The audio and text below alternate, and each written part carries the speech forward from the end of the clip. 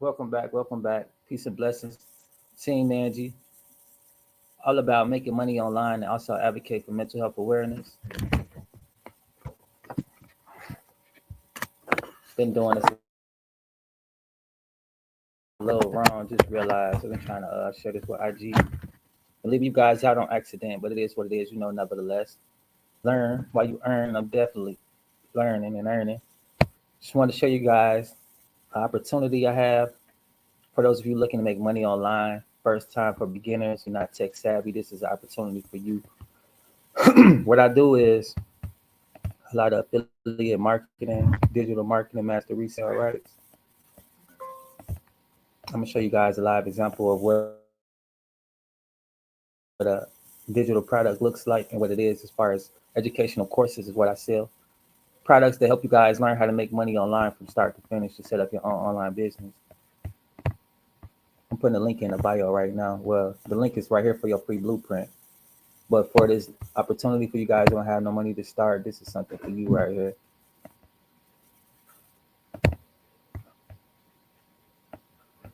Um, I got a few different little projects I'm working on, so bear with me.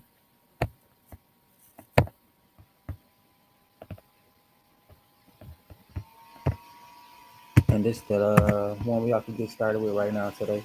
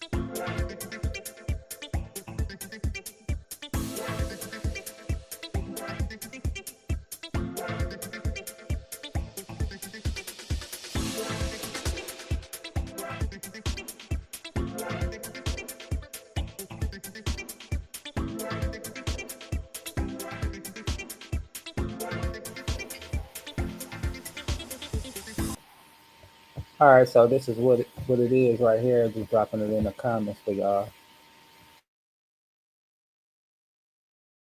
And what you do is you just sign up, verify your account. Excuse me. You sign up, verify your account, and then what you do is you choose between the stocks they have available. Let me show y'all.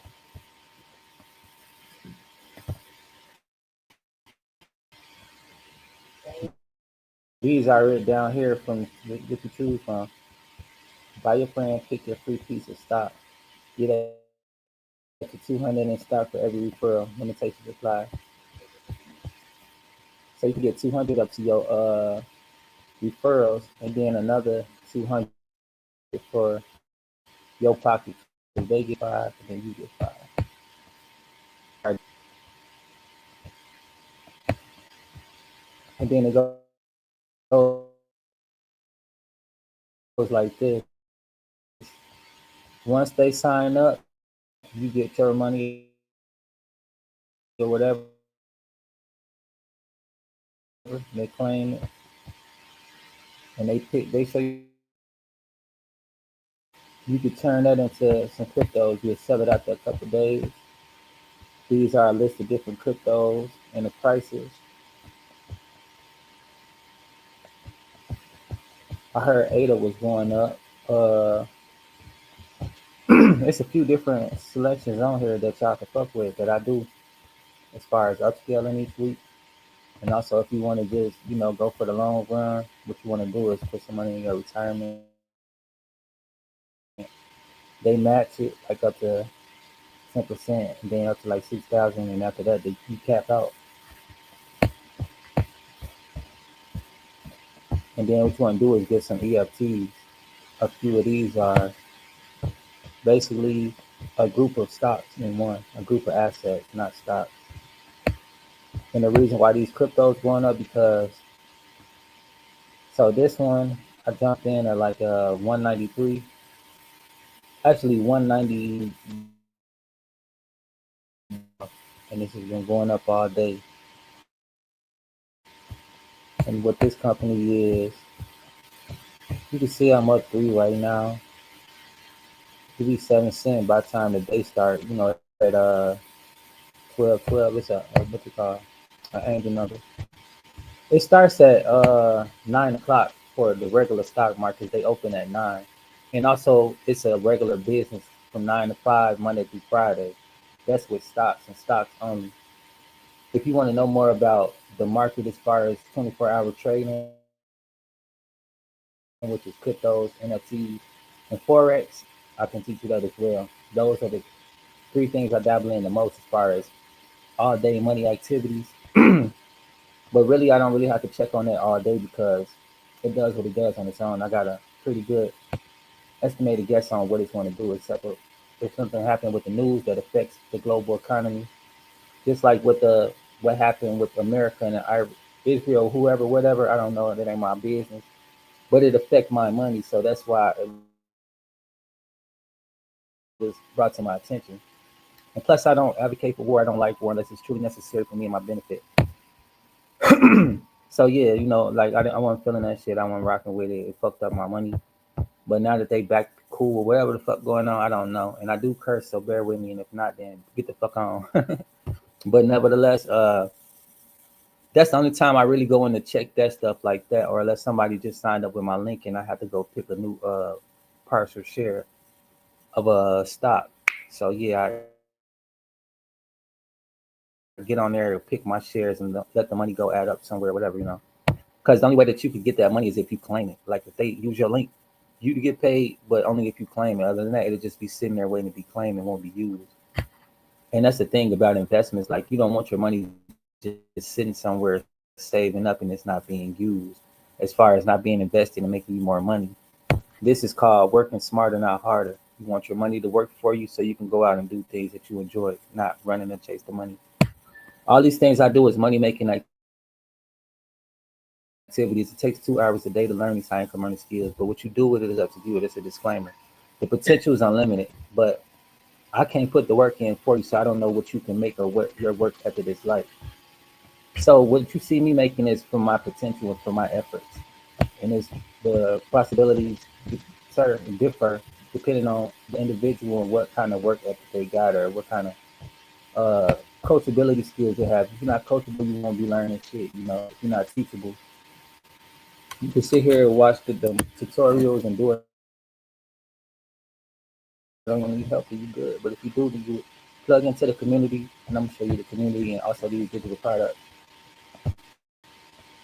And just because you buy something doesn't mean it's going to be successful, and or because you purchase something doesn't mean that it's going to automatically sell or the knowledge is going to get into your head.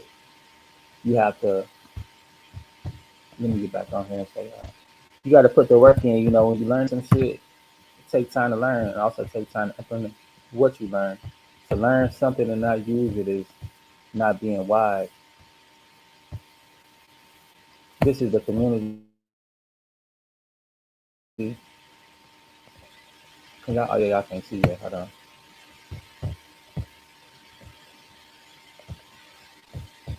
So this is the community with my digital products, master resale rights, payment plans available, earn while you learn.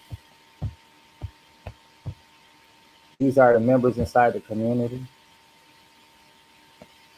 New members being added each day. These are a few of the members. I'm not gonna show y'all everybody or whatever, but you know. And these are some of the wins from some of the members.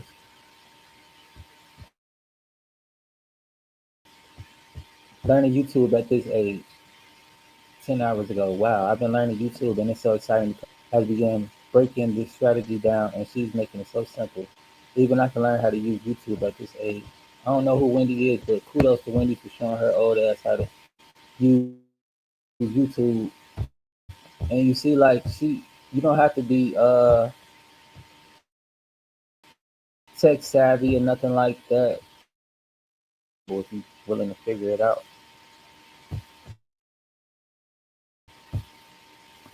And not to be talking about her, but yeah, older folks they want to learn this shit too. You know, work from the comfort of their home. They don't want to be working dead end jobs at this age. Most people don't want to be working the whole fucking day.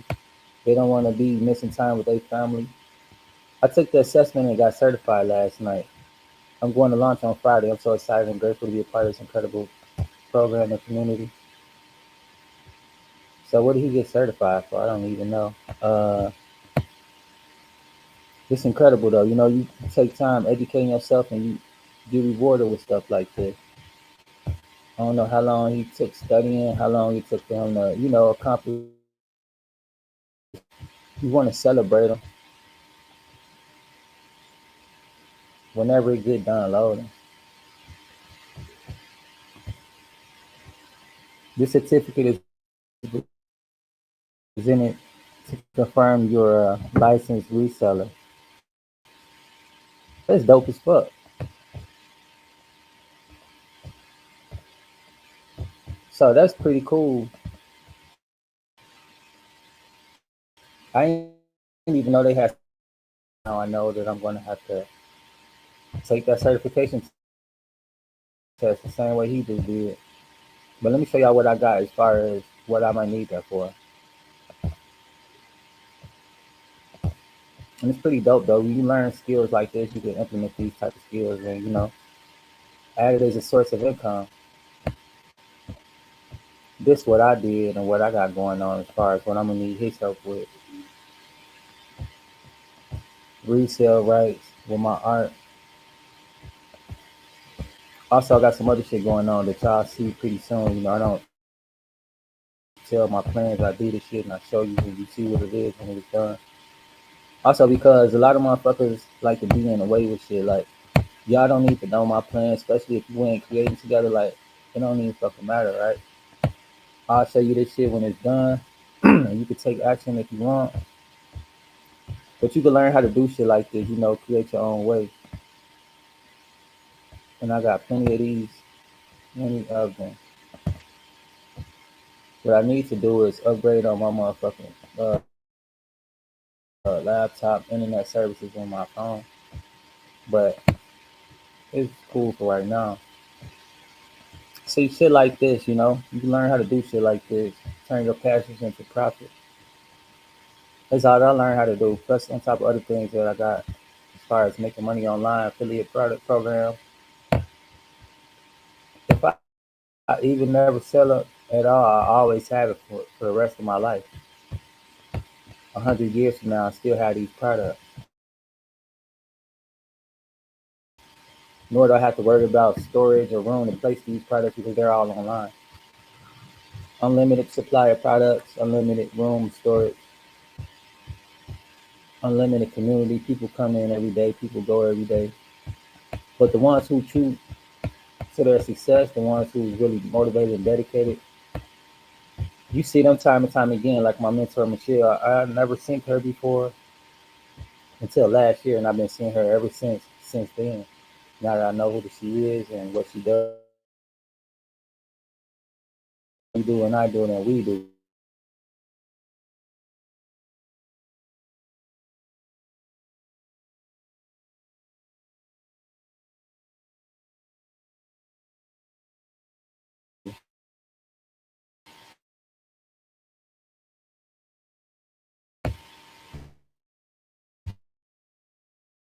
once you enter the field,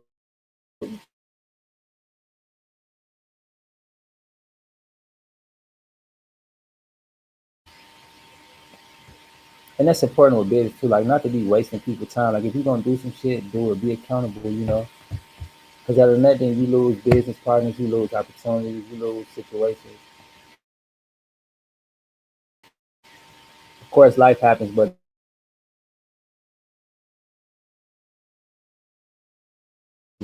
and it just is what it is. But nevertheless, though, sometimes you got to do this journey unprepared. You got to go with the flow. And everything's not going to be perfect. In a perfect world, of course, I would have no buffing and no interruptions or whatever the case may be. But this isn't a perfect world. It's pretty flawed. It's a fallen world, to be honest. And while it's fallen, how I pick myself up is to keep moving despite the imperfection. I don't wait for a perfect day because the perfect day will never come. Timing is illusion, and if you don't use time right, you fuck around and you miss out on everything.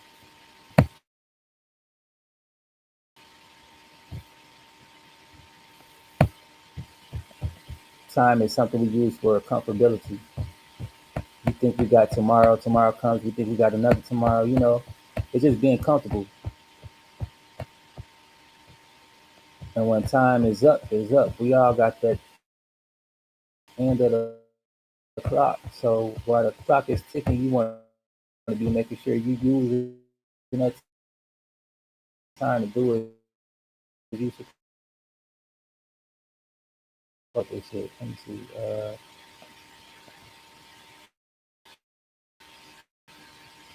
What I mean, it's easy to hear some shit. People talk all day, right? But when you actually see some shit, then it makes more sense. That's why a lot of people got to go to church and believe in God because they got to, they got to keep seeing that shit. They keep hearing it, but they ain't seeing it. So they don't really know for sure. Especially when you see a preacher not living what they saying or any Christian, any motherfucker, right?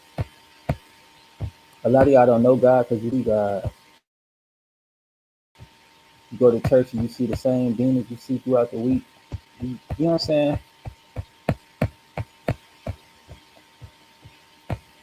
That's a video I seen, and this is how I teach visual and audio. And you can see, like, I do a lot of music, like, shit, I fuck with a lot of music. This helped me get through my work day. Like, let me show y'all my tabs and shit so you can see what I'm working on. Not that it's important or nothing like that, but just so you see, like, listening to music is cool, but at the same time, I'm doing work. Like, don't nothing come before my work, come before my dreams. And if you ain't working on your shit, you're gonna be helping work build somebody else's dream. It's gonna get a little crazy, but hold on. Uh, I think you can see it like this. Let me show y'all.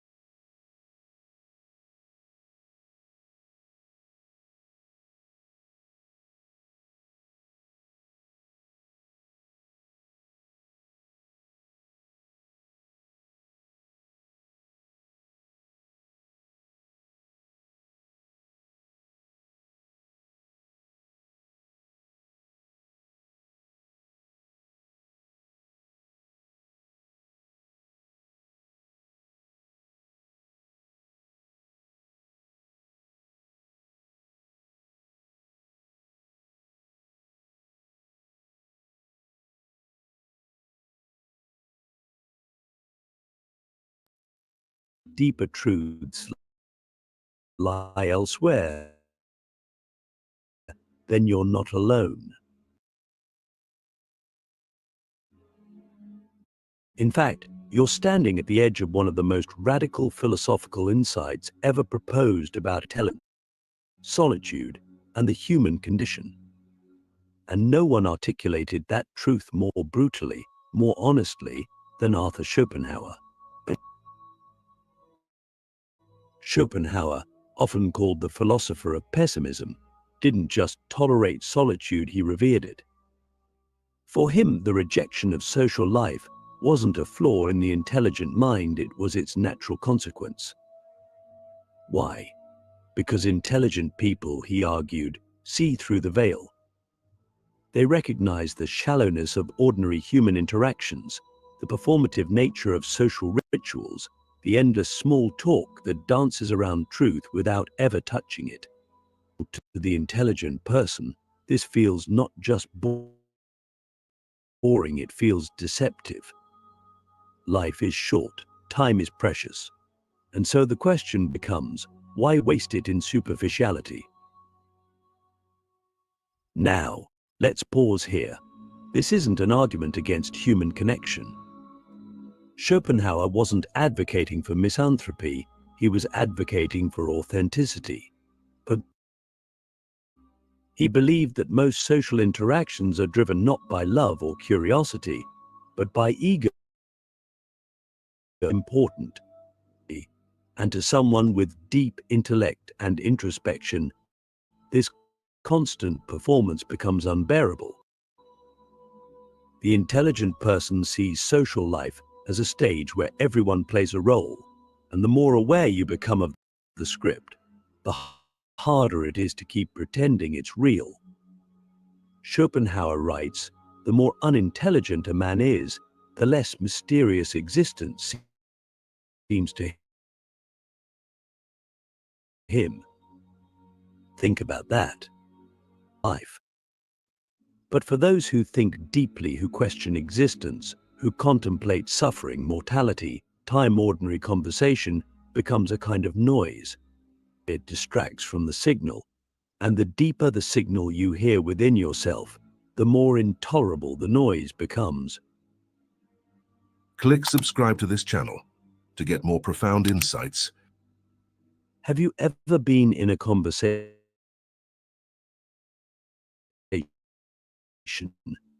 and suddenly felt something real?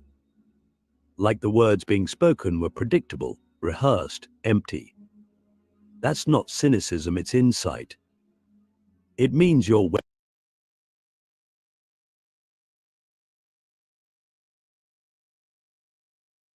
Stop buying courses. But first things first, let me build your store free today and then give you my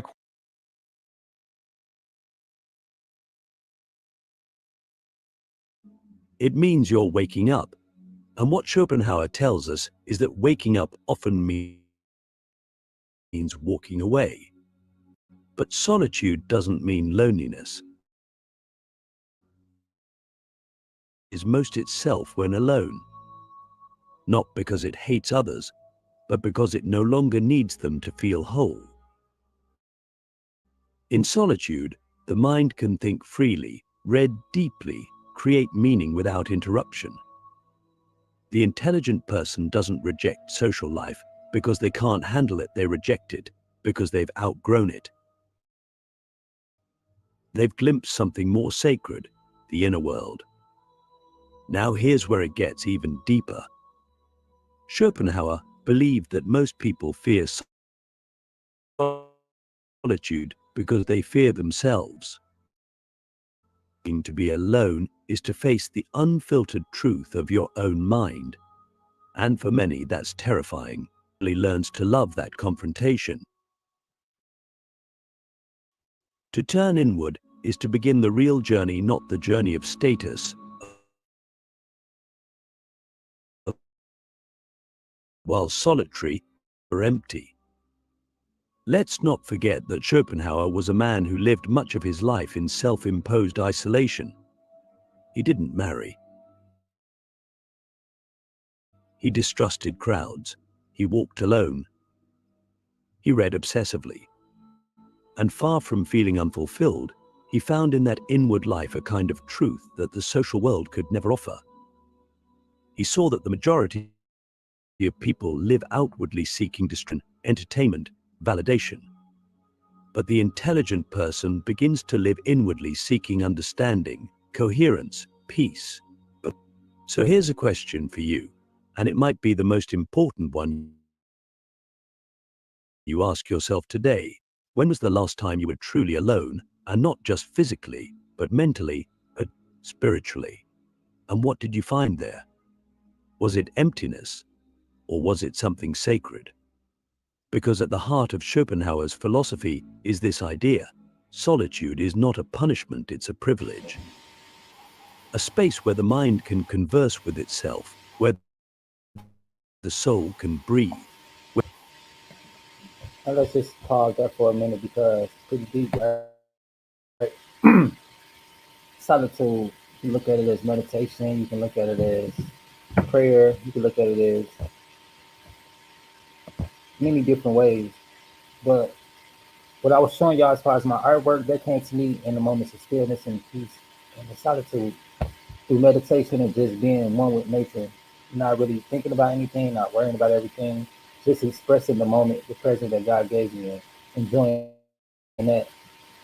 And as I do that, thoughts come to me, downloads start to come, and then all of a sudden I know what to do with my future, with myself, and start living out your truth. You start creating the life that you desire. Not only that, but the things that you need start adding themselves unto you.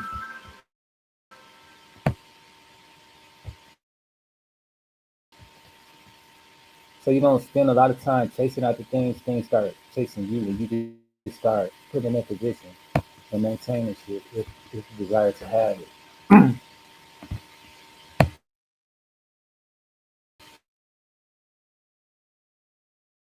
Where the illusions of society fall away and something willingness to face the silence. But in that silence, the intelligent mind doesn't wither, it awakens. The pain of knowing why intelligence and suffering are inseparable. If solitude is the natural habitat of the intelligent, then suffering is the inevitable companion. Schopenhauer didn't merely suggest this, he declared it as an unshakable truth of existence. To know deeply is to suffer deeply. And not because intelligence makes life worse, but because it reveals life more honestly. The intelligent person, he argued, is cursed or perhaps blessed with an awareness that most people never reach. They see the absurdity, the impermanence, the chaos, and the constant hunger that defines human existence. And once you see that clearly, you can't unsee it. The veil has been lifted. Schopenhauer placed our existence is driven by an insatiable force he called the will, a blind, irrational striving that underlies everything. It's the reason we desire, crave, chase, and grasp. But here's the catch: the will can never be satisfied. The moment a desire is fulfilled, another one takes its place. And this endless cycle creates what he saw as the tragic structure of life: brief moments of satisfaction. So you're a creator, pouring your heart into your content, sweating every word, or praying for the algorithm to work in your Surrounded by long stretches of longing, frustration, and pain. To most people, this cycle is simply life as usual, but the intelligent person sees through it. They recognize the pattern, and what follows is often despair. This is why intelligence and suffering so often walk hand in hand. The more clearly we understand the nature of the world, the more difficult it becomes to find comfort in its illusions. Schopenhauer wrote, "A man can be himself only so long as he is alone." But he also knew that in that solitude, many will encounter the rawness of suffering, not just personal pain, but existential suffering. The suffering of being conscious in a world that seems indifferent at best, cruel at worst. Have you ever felt that weight? That strange heaviness that comes not from a specific event, but from an awareness that everything is fleeting, that your joys are temporary, your relationships are finite, and even your greatest achievements will be forgotten. That's not depression. That's not dysfunction. That's clarity. And that's exactly what Schopenhauer believed intelligent people must confront. The more you understand the nature of reality, the more you suffer, not because you're broken, but because you're awake. But here's where it gets interesting. Schopenhauer didn't stop at despair. He believed that the very awareness that causes suffering can also lead to liberation. Once we see that the will, the force that makes us constantly want, is the source of our pain, we can begin to detach from it. We can begin to say no, not to life, but to illusion.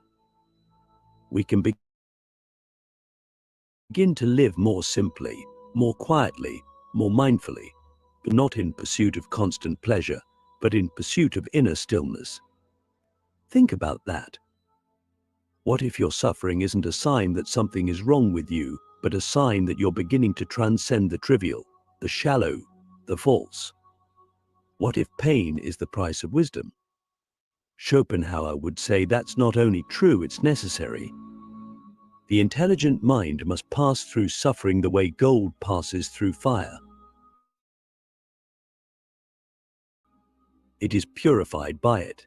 It is stripped of illusion. It is made real.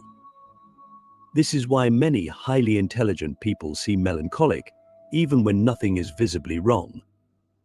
They're not just reacting to their own lives, they're responding to life itself. They carry the weight of awareness. And yet, in that burden lies a quiet dignity. The dignity of someone who is no longer fooled, no longer chasing phantoms. Someone who can sit in silence, not because they have nothing to say, but because they've realized that most words are distractions from deeper truths. So let me ask you, what illusions are you still clinging to in order to avoid suffering?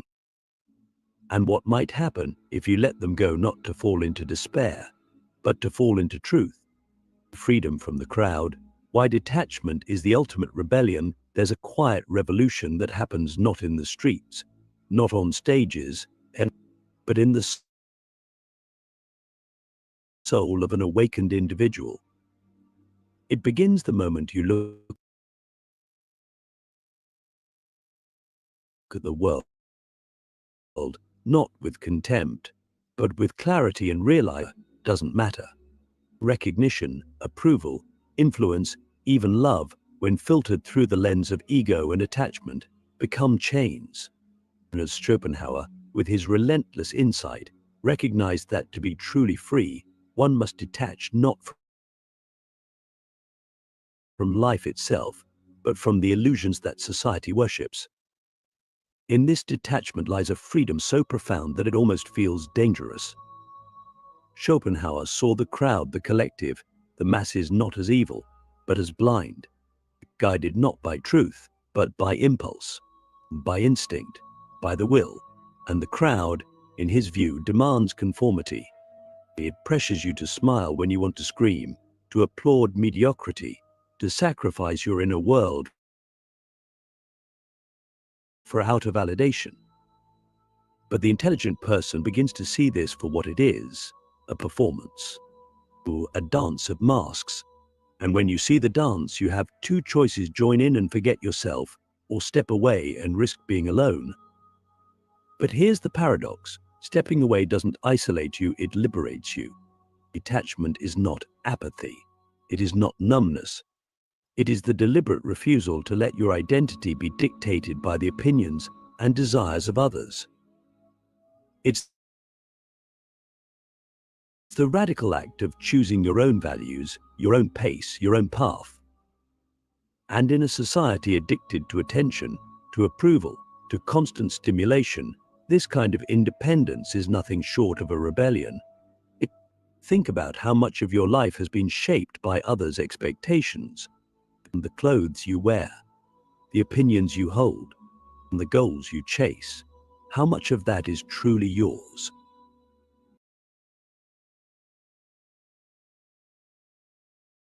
Optimize your SMB by building custom features on top of your Salesforce, HubSpot, or any platform that has. And how much is borrowed, absorbed from a culture that never asked who you really are? Schopenhauer invites us to ask that terrifying, beautiful question: what part of your life would crumble if you stopped pretending? Detachment doesn't mean rejection of all things. It means choosing what truly matters. It means spending less time chasing admiration and more time contemplating truth, but less time networking and more time reading, or less time scrolling and more time thinking. It's not about escaping the world, but engaging with it on your own terms. And that, Schopenhauer believed, is the only way to preserve your soul in a world that constantly tries to dilute it.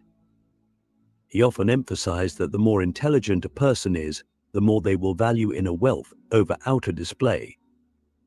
The crowd may chase status symbols, but the wise seek inner harmony.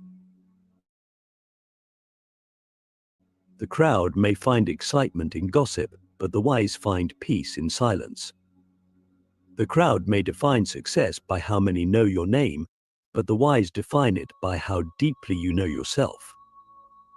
And that's the true rebellion, not to shout louder than the world, but to become so still that the world's noise no longer moves you. But detachment is hard. It means walking away from easy praise. It means disappointing people who thought they knew you. It means finding comfort in solitude when the world tells you that loneliness is failure. It means trusting that your inner compass, no matter how quiet, is more trustworthy than the loudest voices outside. So ask yourself, what would your life look like if you stopped performing for the crowd and started living for the truth? What would you gain if you let go of everything false, even if it cost you everything familiar? Because in the end, freedom is not found in belonging to the many. It is found in belonging to yourself. And that, Schopenhauer would say, is the only belonging that truly matters. The sacred power of solitude, how withdrawal becomes wisdom. At the heart of Schopenhauer's philosophy lies a truth that modern society not only ignores but fears. Solitude is not emptiness, it is essence. In a world obsessed with connection, with being seen, with constant interaction, those who withdraw are often misunderstood. They are labeled as antisocial, strange, even broken. But Schopenhauer saw something else. He saw that those who withdraw are often the ones who are most alive on the inside. Because solitude, when chosen, becomes a crucible for wisdom. It is not a retreat from life, it is a return to its source. When we're constantly adapting, we shift our tone, our posture, our thoughts, sometimes subtly, sometimes completely, to fit the environment.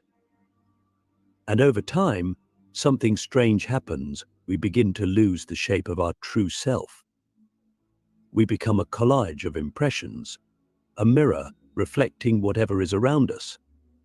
But solitude interrupts that pattern. It creates a sacred space where the self can no longer hide behind roles, where the voice that has been drowned out by the world begins to emerge again. Okay, Arthur, am I pronouncing that correctly? Call me AI. Timidly at first, then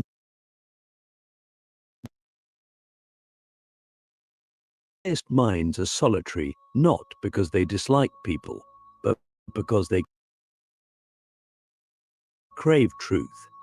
And truth, he said, is rarely found in noise. It is found in stillness, in books, in thought, in nature, in the silent confrontation with one's own mind. But this is why so many intellectuals, artists, and mystics throughout history have sought seclusion, not to escape life, but to dive deeper into it, to access insights that cannot be reached in the crowd, to hear the music that only plays in silence. But solitude is not easy. It forces you to face what you've buried, the disappointments, the grief, the fears you've avoided by staying busy, staying social, staying distracted.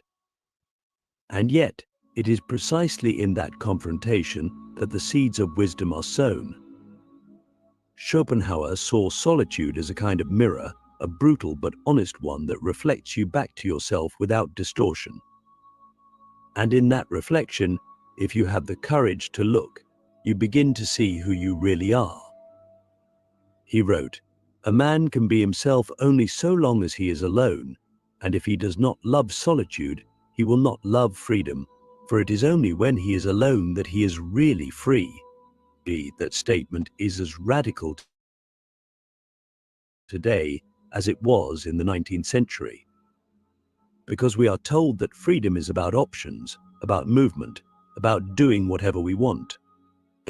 But Schopenhauer flips that. He argues that real freedom is inner. It is the freedom from needing others to validate your existence. The freedom to think without censorship, to feel without manipulation, to live without performance. In solitude, we begin to create rather than consume. We begin to reflect rather than react. And over time, something sacred happens. We stop being pulled by the world's demands, and we start being drawn by our own purpose. This is where wisdom is born, not in the echo chambers of society, but in the quiet rooms of solitude. But solitude is not forever. It's not a permanent exile. It's a place to return to, again and again, to recalibrate, and to remember.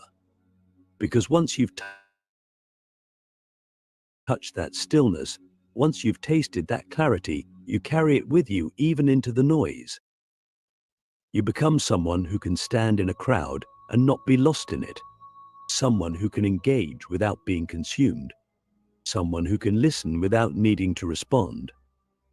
That's the true power of solitude. It doesn't just change how you are when you're alone, it changes who you are when you return. So let's end with this. What might you discover if you allowed yourself to be truly alone, not just without others, but without noise, without distraction, without the need to be anyone but yourself? Because Schopenhauer believed that in the silence of solitude, we don't lose ourselves, we finally find ourselves. And in that finding, we begin to live not as products of the world, but as creators of our own meaning. At Michigan Great Lakes Virtual Academy, we know your child is one of a kind, and their school should be too.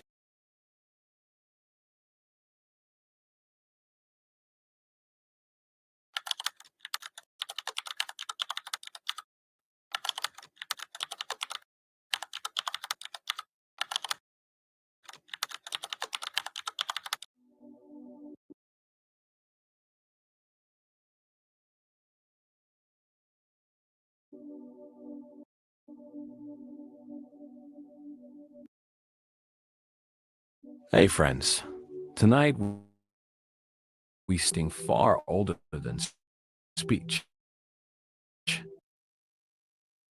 Aside, the sky above you hangs still pale and endless like untouched parchment, and beneath it, the world slows. Not because it must, but because just for now, you choose to listen differently. You step not into exile, but into essence. And in this quiet turning away from company, a question stirs. What if solitude is not lack, but luxury? Not withdrawal, but return? Like the video and subscribe only if this kind of slow, thoughtful content resonates with you. And if you feel like it, let it find a quiet space, eyes open or closed, and let's wander inward together. You feel the shift immediately. No buzzing notifications, no laughter from the next room, no subtle pull of performance. Just breath, just space, just you. But not just you. That phrase implies something lacking. We unlearn that instinct, the belief that being alone must always mean being less. Schopenhauer once suggested that the more a person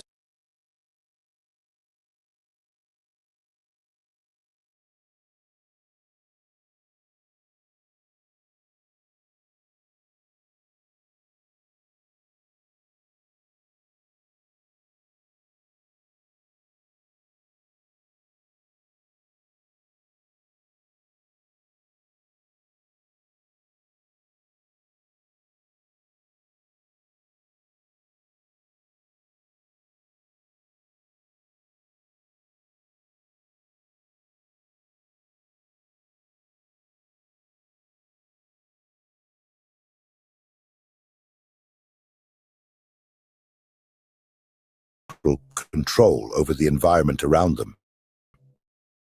Without saying a word, they don't shout, they don't beg, they simply withdraw, and suddenly everything changes. The energy shifts. People start to question the same, reacting immediately to everything. If you chose silence instead of the automatic response, retreat instead of explosion, what do you think would happen? That's where the point lies. When you stop being always available, emotionally, physically, psychologically, the world around you goes into crisis. Because people are used to controlling you through your reactions, through your impulses, through your predictability. But the day you choose to withdraw, the game changes. And those who thought they knew you realize they know. This may be the last ad you ever see. Because with the free ad block extension from Capital One Shopping, you can absolutely nothing about you. Carl Jung said, "Everything that irritates us about others can lead us to a better understanding of ourselves." Now think about this. When you become inaccessible, who really gets desperate? Who gets irritated? Who tries to provoke you just to elicit some emotion back? This reveals more about the other than about you, and it mainly reveals how much you are still being manipulated without realizing it. You keep giving yourself to please, to maintain peace, to not lose people who deep down were never really with you. And with every forced yes, every immediate response, every emotional reaction, you give away a piece of your energy. And at the end of the day, what's left? Tiredness, frustration, an emptiness you can't explain, but I'll tell you why. Because you are too available for those who don't deserve even a minute of your silence. This video is not about turning your back on the world. It's about choosing yourself. It's about learning what Jung called individuation, the process of becoming whole, authentic, complete. And this process begins when you understand that silence can be stronger than 1,000 arguments. That withdrawal, when it comes from awareness and not from escape, is an act of power. So I ask you now, looking into your eyes, how long will you continue to be controlled by the emotions of others? How long will you react like a puppet every time someone pokes your wound? Maybe it's time to cut those strings, to withdraw, to become a mystery, because when you stop being available, everything changes. You have been taught to always be present, to respond quickly, to please, to say yes even when you wanted to say no. Since childhood, you have been conditioned to believe that your worth lies in how available you are to others. But here's a truth that perhaps no one has told you with this clarity. This excessive availability is not a virtue. It is a prison. And as long as you continue to think that you need to be accessible all the time, emotionally or otherwise, you will be manipulated, drained, and forgotten as soon as you are no longer useful.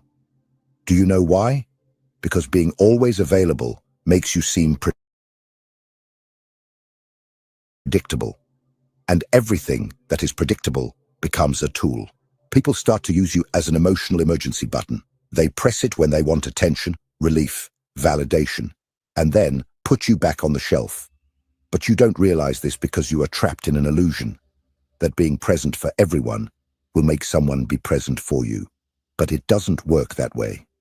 Carl Jung spoke about the persona, this mask we wear to be accepted, loved, recognized, and it is exactly this mask that keeps you overly available. You say, it's okay, when you are suffocating. You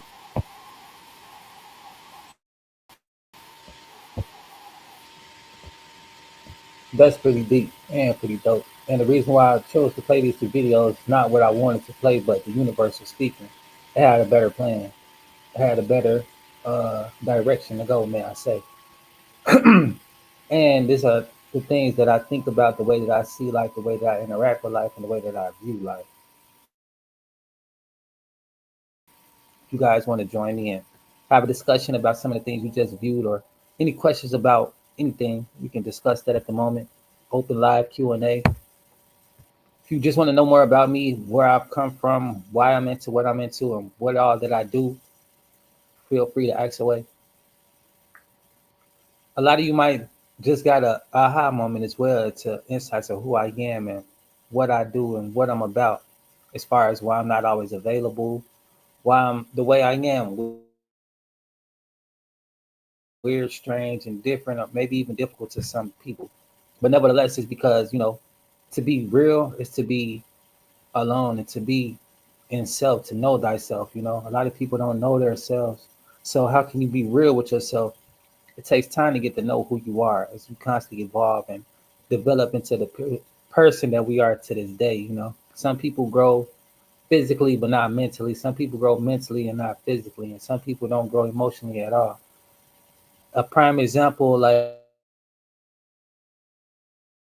somebody who's been incarcerated for multiple years and they get out and still in that mindset that they were when they went in. May have been a teen, now a mid adult, and still had a teenage mind. And some people may have not went through that type of trauma. They just so comfortable in their way of living that their mind never evolves into an adult, or they go into the second childhood, like Nas said. I heard that before, and it really resonated with me as me just being an observer of life and active participant from time to time, depending on what I want to engage with. Which is important why I showed those two videos. Just because the crowd doing this and doing that doesn't mean that it's the best thing to be doing. Nor does it mean that it's something that's positive that's going to help you evolve as a person. The only way to chase your dreams and see your dreams come true is if you stay tunnel vision and focus on it. And I know now, maybe some of you know as well at this moment, the way I started the day off and what I was talking about, how it's leading to what it is right now in this moment, and why I do everything I do the way I do it, because it's strategic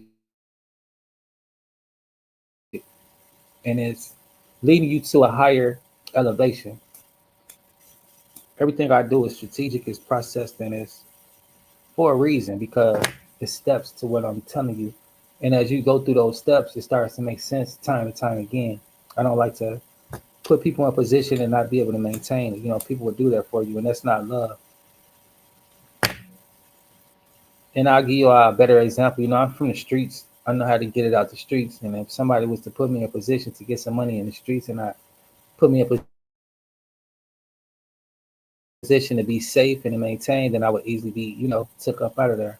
And the people that love you, they try to help guide you and keep you safe and keep you in position to stay winning, whether it's right or wrong, the way that you're doing it. And it just is what it is, you know. A guy like me and other people that's like me, we do what we got to do to maintain and survive. We're not going to make any excuses. We're going to make it happen. And that's why I'm in the position I am today. Not saying that I'm where I want to be, but I'm not where I used to be. And every year I'm leveling up to a higher position. And I thank God for that. It's nothing to boast or brag about. It's just my determination and my focus and me being different from the crowd, chasing my dream, my goals, and not chasing after the validation of others, not chasing after the thought process of what people think my success should look like. And it is what it is. You know, people will come to me all the time like, what are you doing with this? What are you doing with that? How much you made or whatever, you know. But at the end of the day, like what I'm doing for me is for me. If you want to help me do for me, that's fine as well. Like what he was saying. And the song that I played earlier, like, you know, uh I shouldn't have played it. It probably don't have copy copyrights and stuff or whatever on my thing. But I don't care. I'm gonna play it anyway because y'all need to hear this. You know how you do for your people. It's that Quavo and Future. You know, got it out the field. Fuck Russell. And it's some real shit though. You know, like I was telling y'all, I don't fill my mind up with rap all the time, but at the same time, like I relate to some of this shit, and it helps me remember where I came from and where I'm trying to avoid. The reason why I got these digital products now to help my brothers get up out the streets and you know, you a chance that he gave to me.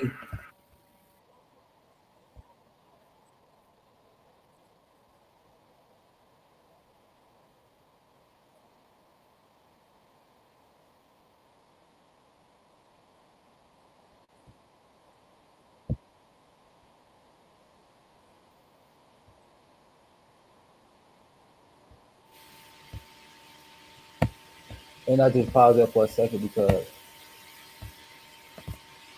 even though he talk about some street shit at the same time, these rules apply whether you in the streets, whether you in a business, or whether you just doing your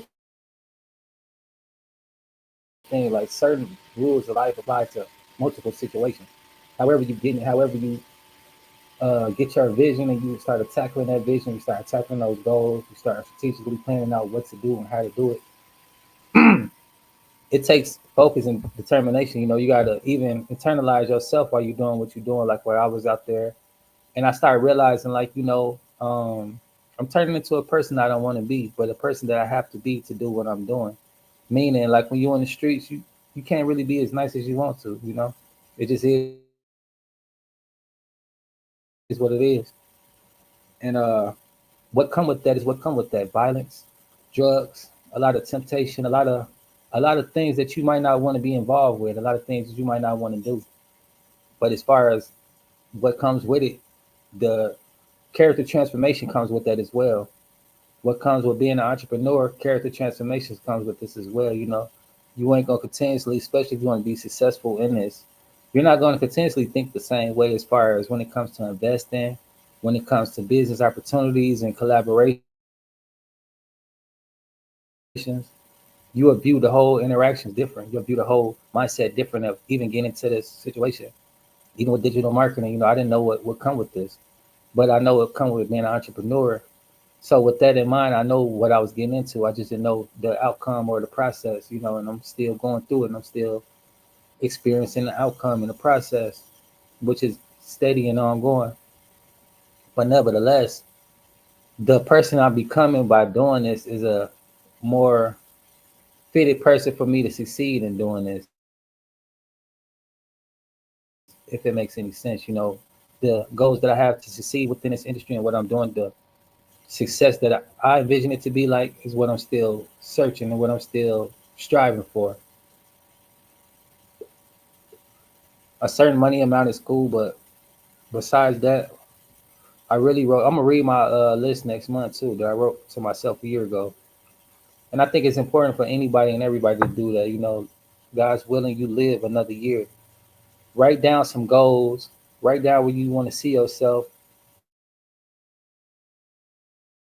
and go for that shit. Then when that year goes past, you open that letter up that you wrote to yourself and you read it, and you just see what yourself have for yourself. You know, a lot of time we have a vision for ourselves, but we get easily distracted, easily persuaded, or easily soothed another way in direction because we don't have any sense of self. We don't know who we are, what we're capable of, or what it is that we truly desire. A lot of desires that people have come from other people's desires and other people's success and what the vision of success looks like for other people.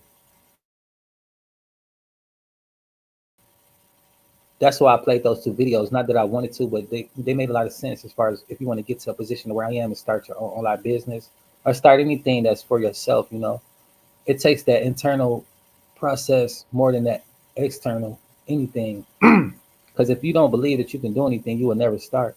You'll never even see what the experiences feel like because you won't position yourself to give yourself a chance. You'll be continuously seeking validation from other people that'll tell you that you can do it, that you may not be able to do it. You'll keep finding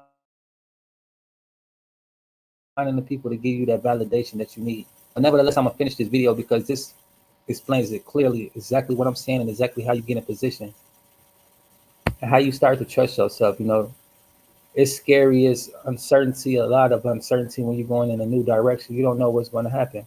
You don't know how it's going to happen. You don't even know if you're going to maintain or survive. You know, like when I stepped into this, spending 16,000 just cleaning up this, doing this and doing that, and it's just like, you know, I'm doing what I need to do. I feel like I'm doing the right thing for myself, and it take a lot of discipline, it take a lot of courage, and it take a lot of letting go. You know, let go of all this stuff so that I could receive better things and be able to nurture better things and nurture more things. The crown is heavy for the king who wears the crown. The heaviest head for the king who wears the crown, just meaning, you know, they have a lot of responsibilities. They have a lot of things to think about. And they have a lot of things to nourish.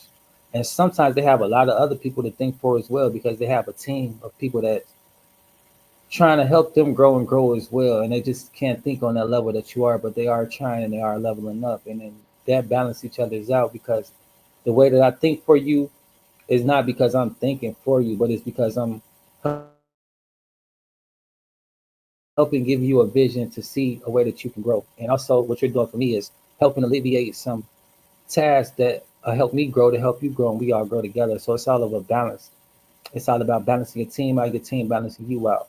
And it's not about just being available for everybody as well. That's why this video was important as well, because building a team doesn't mean satisfying everybody, being available for everybody, and losing yourself in the process, going home drained at the end of the night, frustrated, and things like that nature.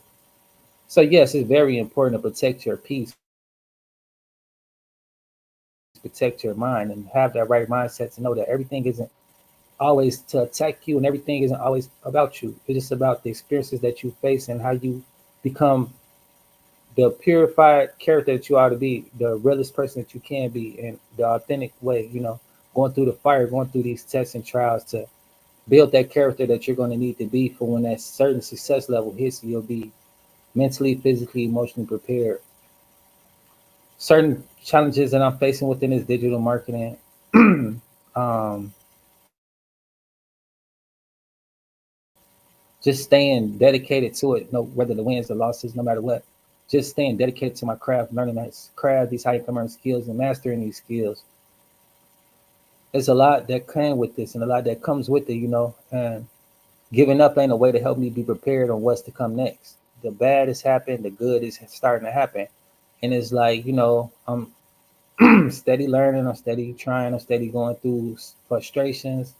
A lot of this stuff is brand new to me, so it's a learning curve. I'm trying to learn how to do things, and it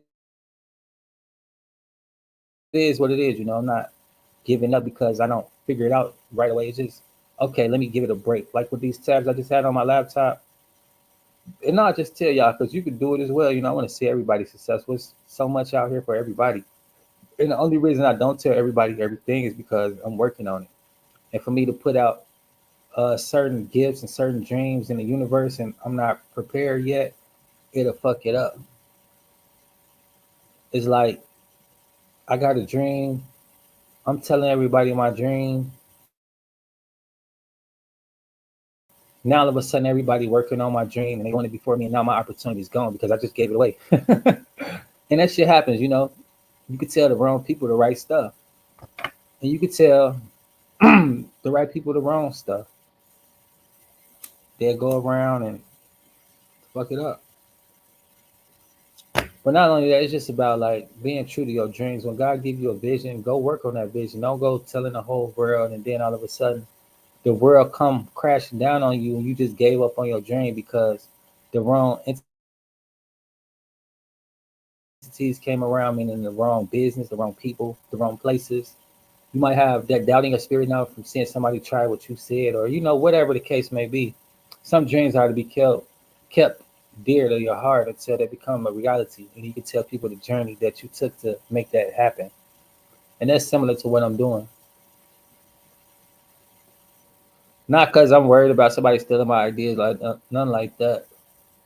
It's just I'm trying to figure out how to do it first, and I don't need to be misled. Like I ask people for help with certain things, and sometimes that help comes in the form of I need somebody else help now to clean up what they just helped me fuck up, and it is what it is. Or I need somebody help now to get me back focused because this person was a distraction, or they just holding you up, wasting your time. Shit like that happen. It's life. And that's the number one reason why I don't engage with everybody. I don't deal with everybody. I'm not readily available for everybody because not everybody is on the same mission as me. Not everybody want to become an entrepreneur. Not everybody want to be a business owner. Not everybody want to be a millionaire. Not everybody want to work for themselves. And working from home don't mean just being at home, not working, not doing shit. It takes a lot of discipline. A lot of people would like to work from home, and they get so comfortable and don't be working from home. And then they wonder like, oh, this don't work. No, you're not working it. Just like you say, you're stealing company time. I see a lot of videos like that. You at work, not working. I mean, it is what it is, right? And I can see that from both ways because I've worked plenty of jobs and still will work plenty of jobs, let my background go through. But nevertheless, like people do that. I'm building my dream. You working helping build somebody else's dream. And I'll be the same way, like somebody stealing my time is more important than somebody wasting my time. It's the same thing. So that's what I mean by not fucking with everybody, because people will steal your time, steal your company time. Because I work for myself and by myself doesn't mean that I have time to be given away or time to be stole. The time that I use is educating myself and implementing my education into money making activities and building new streams of income. So when I'm working from home, that doesn't mean I'm available all the time. It doesn't mean that I'm not busy creating a future for myself. You see me on this laptop, you see me on my phone, that don't mean I'm just entertaining myself. I'm fucking learning, I'm fucking putting out videos, I'm working, you feel me? Like I might do this shit all day, but at the end of the day, like it won't get done if I don't do it. I don't have people wasting my company time. I don't have people building my dream. I don't have people even see my vision. But I'm not out here complaining about it. I'm not even tripping about it. I'm doing what I got to do because this is something that I want for myself. And no, I'm not asking for permission. I'm not waiting for permission. I'm doing what I got to do with my time. And when I'm done doing what I got to do, like I told y'all earlier, I was working on something I couldn't really figure out. I just put it to the side for a second. Give myself a break, give myself some education, give myself some leeway, give myself some credit for even spending my time doing this stuff. Could spend my time doing anything and everything that I desire to do, especially when it comes to making money. You know what I'm saying? Like, you don't have to suffer for anything. I don't have to lack for anything. There's plenty of ways to get it. I don't have to, whatever, right? But that's just me giving up on myself because stuff isn't easy as I want it to be. The process is simple. A lot of things in life is simple, but easy is not always easy. And a lot of people will never start anything because the process is so simple, but the work is not as easy as the simple process may seem. It's simple, which makes it seem like it should be easy, but that's not always the case. And just because it's not easy doesn't mean it's worth giving up. The same way as far as with desires, that's what the thing is about life. We always have desires, and it's nice to have desires. But once you fulfill that desire, you're simply on to the next. And what doesn't fulfill you in life is chasing meaningless desires time and time again. My desire is to know myself and to be happy with myself. So that's why I spend a lot of time with myself, getting to know myself, because I'm constantly changing to the person I need to become. And I like to listen to songs like I just showed you because it shows me where I've come from, and it lets me know that I'm making progress. It may seem like nothing's changing time and time, day after day, but when I look back, everything's changed and everything is changing. So that's my confirmation to myself and how I always pick myself up and not worry about what the world thinks about what I got going on and how I'm doing what I'm doing or how they supposed to vision my success because they don't know my journey. They don't know what it took for me to get to where I'm at and the challenges that I deal with because I'm not on here complaining about what I'm dealing with every day or all the time. But I am human. I do go through shit. I do have to take time to process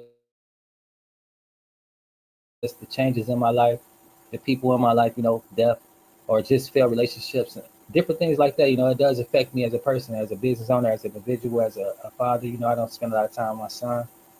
This what I'm doing right here is for me to have a way to take care of my son. And it is what it is. It's not an easy task nor an easy challenge, but it's worthy nevertheless. So that's why I do this and why I'm continuously doing this. And I would never give up on my goals or nor the way that I go about trying to take care for my son and be in his life. And that's what this is about my number one reason why I do this.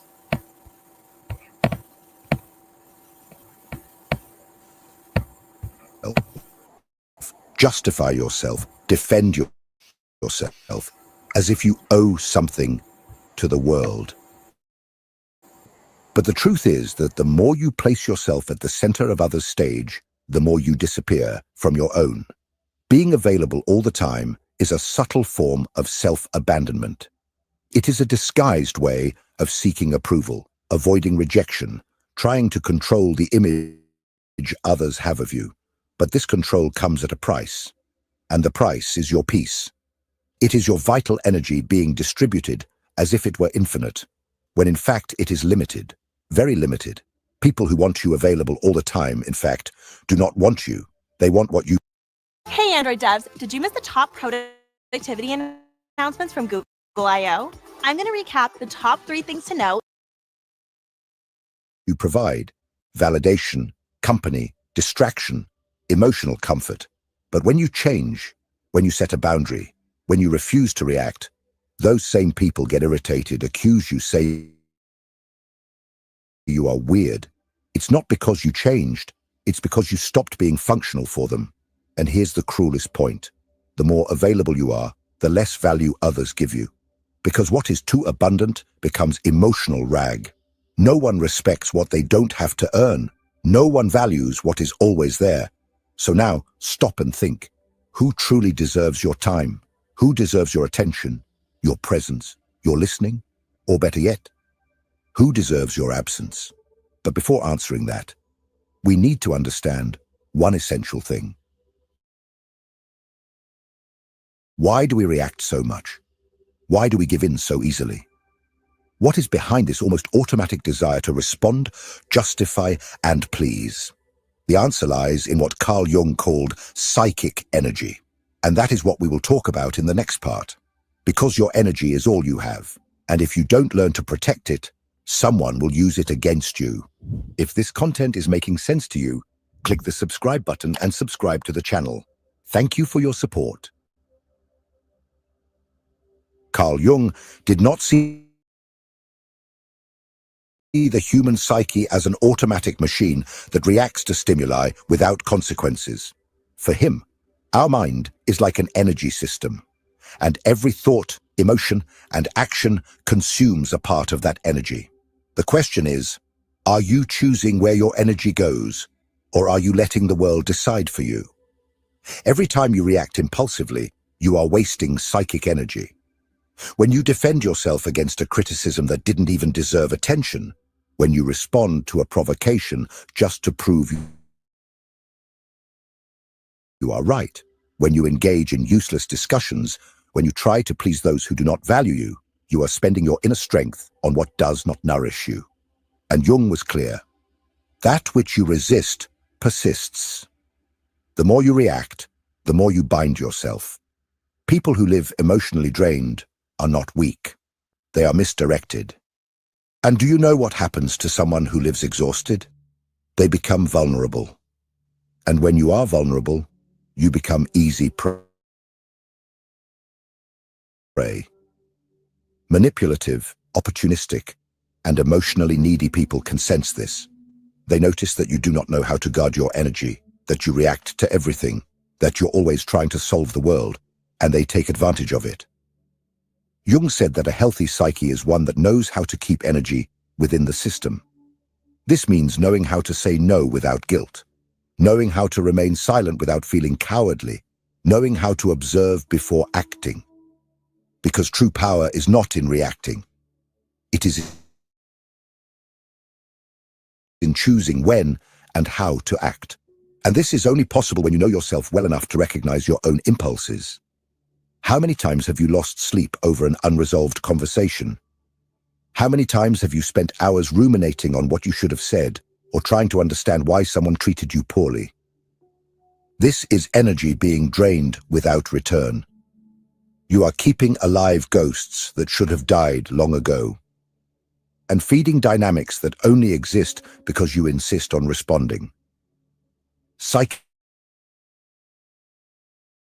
energy is like a force field. When well guarded, it creates presence. You enter a room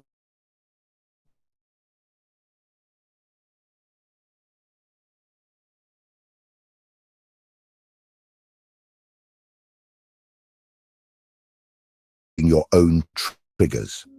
What makes you react automatically? What makes you lose your center?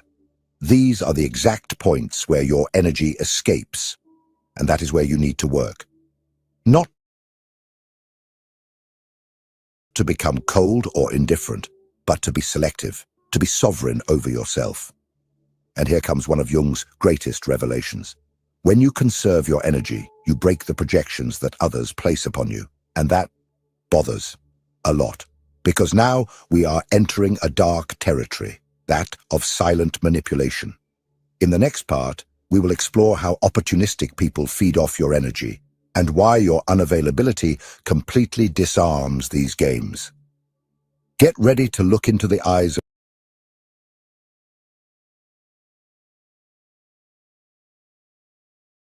I dare you to let me build you a completely free e-commerce store preloaded with 20 of those who have always drained you without you realizing it. You think you are in control. You believe your reactions are conscious choices. But the truth is darker. Most of your emotional responses are programmed. And those who understand this manipulate you easily. Opportunistic people don't need to raise their voices, threaten, or force situations. They just trigger the buttons you've left exposed, and you react, always. Carl Jung called this projection, the psychological mechanism through which people project onto others what they cannot see in themselves. But there is another side to this phenomenon that few notice. While others project onto you, you also become the receptacle for these images. And the more emotionally available you are, the more you become a blank canvas for these projections. You know that friend who only reaches out when they are in crisis. That partner who always needs you to save the day. That person who praises you, but only as long as you are useful to them. None of this is by chance. They are not relating to you. They are relating to the idea of you, to the role you agree to play. And why do you agree? Because you are afraid of disappointing, afraid of not being loved, afraid of being abandoned. The most effective manipulation doesn't happen in shouting. It happens in the silence of guilt. When you feel that you owe something to the other, when you believe you need to be available, need to help, need to understand, even when it destroys you inside. And here is the central point. The manipulator doesn't need to control you. They just need you to keep reacting the same way. But when you stop reacting, the game breaks. When you start saying no, responding with silence, withdrawing instead of explaining yourself, The projections begin to crumble. The mask they put on you falls, and this leaves people unsettled because they no longer know who you are. And worse, now they are forced to look at themselves, and not everyone is prepared for that. Your unavailability is a threat because it forces others to confront their own emptiness. The silence you offer reveals the internal noise they don't want to hear. And then comes the attack, the criticism, the emotional drama. Not because you are wrong, but because you stopped serving as a convenient mirror. Jung said, "We do not become enlightened by imagining figures of light, but by making the darkness conscious." When you withdraw, when you stop feeding the cycle, the other's shadow begins to emerge. And this is unbearable for those who have always used you as an escape. But what about you? Are you ready to deal with the discomfort of being misunderstood, rejected, or even attacked for protecting yourself? Are you ready to endure the silence that comes after the rupture? Because it is precisely in that silence that a new kind of power is born. And that is what we will talk about now. In the next part, you will understand why silence can be the most devastating weapon of the human psyche, and how it completely changes the dynamic between you and the world. The modern world is noisy. Everyone wants to be heard, wants to respond quickly, wants to win pointless debates and prove their point, even if it costs them their own peace. But there is a power that few know, and even fewer master. The power of silence. Not the silence of passivity or cowardice, but conscious, strategic, brutally lucid silence. The kind of silence that is not absence, but amplified presence. Carl Jung saw silence not as a void, but as a fertile ground for inner transformation. When you stop reacting, you begin to observe. And by observing, you see patterns that previously went unnoticed. Emotional repetitions, manipulation games, cycles of self-sabotage. Silence allows for lucidity. And lucidity is dangerous for those who live to control you.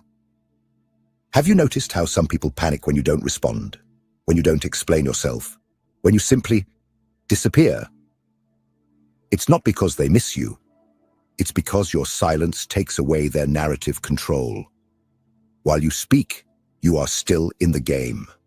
But when you are silent, you change the rules. And that unbalances anyone who thrives on your reaction. True silence is not the absence of voice. It is mastery over one's own energy. It is the refusal to be dragged down by someone else's emotions. It is the conscious choice not to engage in battles that are not worth your wear. Jung said that individuation, the process of becoming who you truly are, requires this distancing, because only in silence can you listen to yourself without the world's interference. But don't be fooled. Silence has a price. It will distance you from people who only valued you for the role you played. It will make you incomprehensible to those who only saw you through their own projections. It will make you seem cold, distant, arrogant. But all of this is a reaction from those who never wanted to deal with your depth, only with your utility. And here is the hard truth.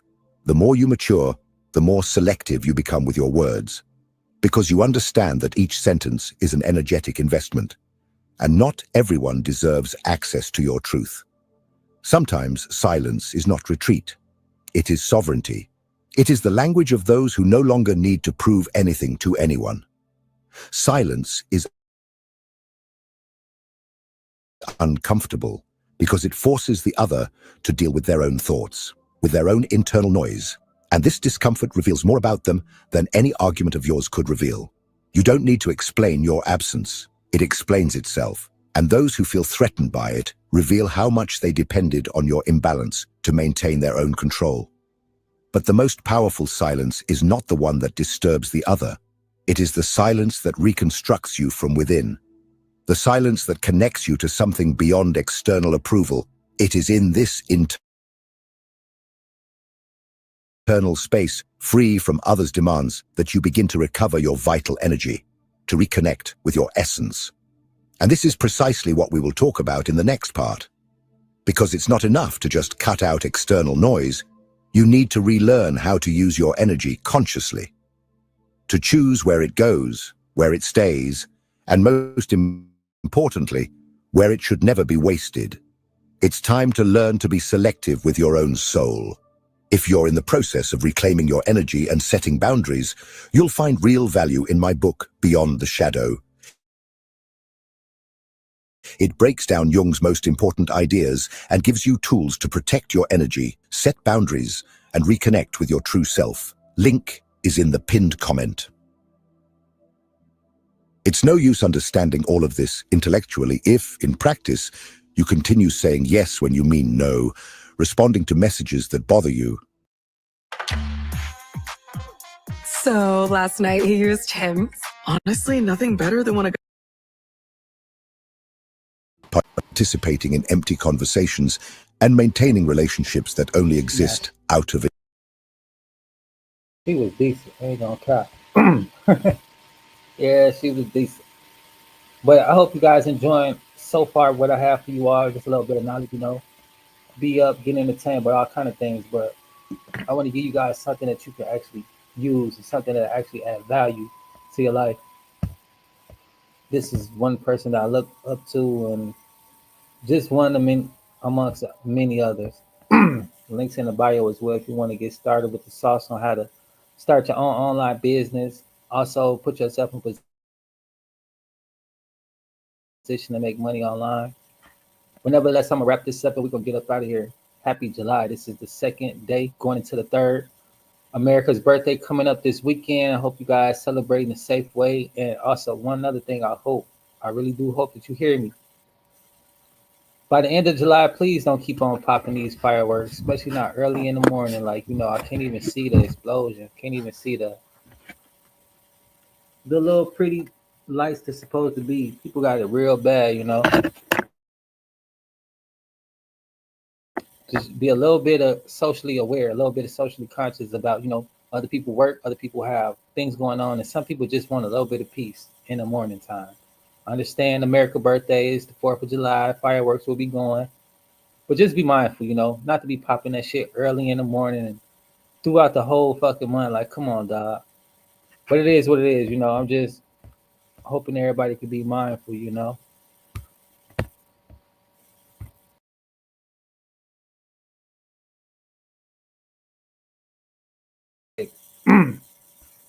This ain't to be mean or nothing like that, but this is very important that you hear this type of message, because you could go your whole life people pleasing and not even notice, because subconsciously you're just so comfortable and used to it. And this is help you break free from the norms, from the chaos of society, so you can figure out who you are, because it takes time to figure out who you are, and it takes time to know yourself. To do that is a process, and it's a bold action. It's a courageous move, and I encourage you all to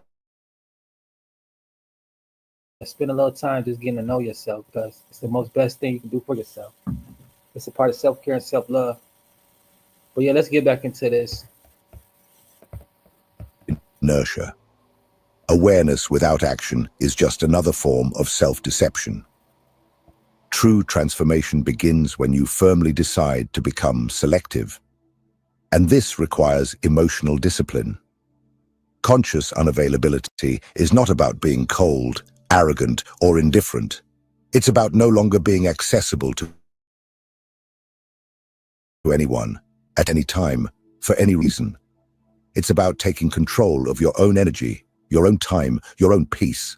And this starts with small actions, not responding immediately, breathing before reacting, leaving a discussion before being dragged into chaos, turning off your phone without guilt, saying, "Not today," saying, "I'm not interested," saying, "I won't get involved."